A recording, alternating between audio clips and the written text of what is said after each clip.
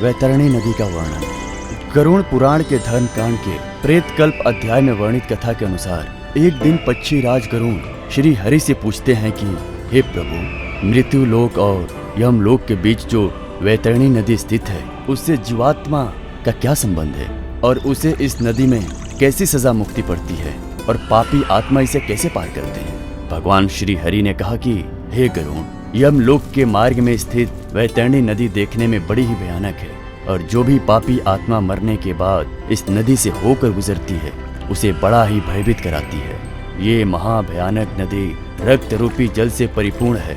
इतना ही नहीं, ये नदी मांस कीचड़ से भरी हुई है। ये नदी पापी जीवात्मा को देखकर कई तरह की भयानक रूप को धारण कर लेती है।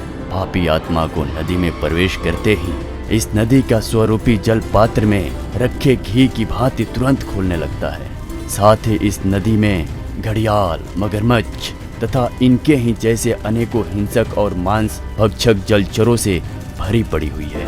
और नदी में जैसे ही पापी आत्मा का प्रवेश होती है वे 12 सूर्य की गर्मी के समतुल्य तपने लगती है। उससे उस महाताप में पापी चिल्लाते हुए करुण विलाप करने लगता है। ताप के कारण पापी आत्मा अपने को पुकारने लगता है और जब कोई उसके पास नहीं आता तो वे भयंकर गर्मी में इधर उधर भागने लगता है। और जब ताप उससे बर्दाश्त नहीं होता तब वो दुरात्मा उस भयंकर रक्त रूपी जल में डुबकी लगाने लगता है। फिर श्री हरि कहते हैं कि हे गरुड़, कुछ जीवात्मा ऐसी भी होती हैं जिन्हें मृत्यु के पश्चात इसी वैतरणी नदी में रहना होता है। जैसे कि जो अपने जीव में आचार्य, गुरु, माता पिता एवं अन्य वृजनों का अपमान करते हैं उसे इसी महानदी में रहना पड़ता है। इसके अलावा जो जीवात्मा अपने जीवन काल में पवित्रता, सुशीला और धर्म प्राण पत्नी का परित्याग करते हैं उनको भी इस महानदी में वास होता है।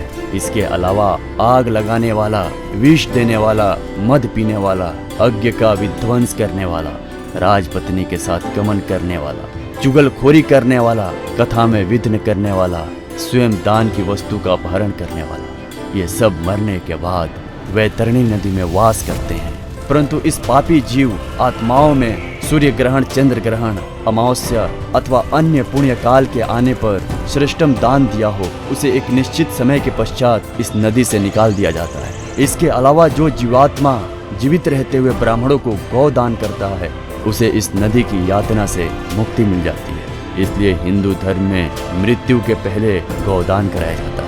ऐसा माना जाता है कि गौदान करने से मनुष्य उसी गाय की पूंछ पकड़कर उस वैतरणी नदी को पार करता है। इसलिए दोस्तों, मनुष्य को चाहिए कि वो अपने जीवन काल में अधिक से अधिक धर्म का संग्रह करे जिससे कि उसे मृत्यु के बाद किसी तरह का कष्ट ना झेलना पड़े।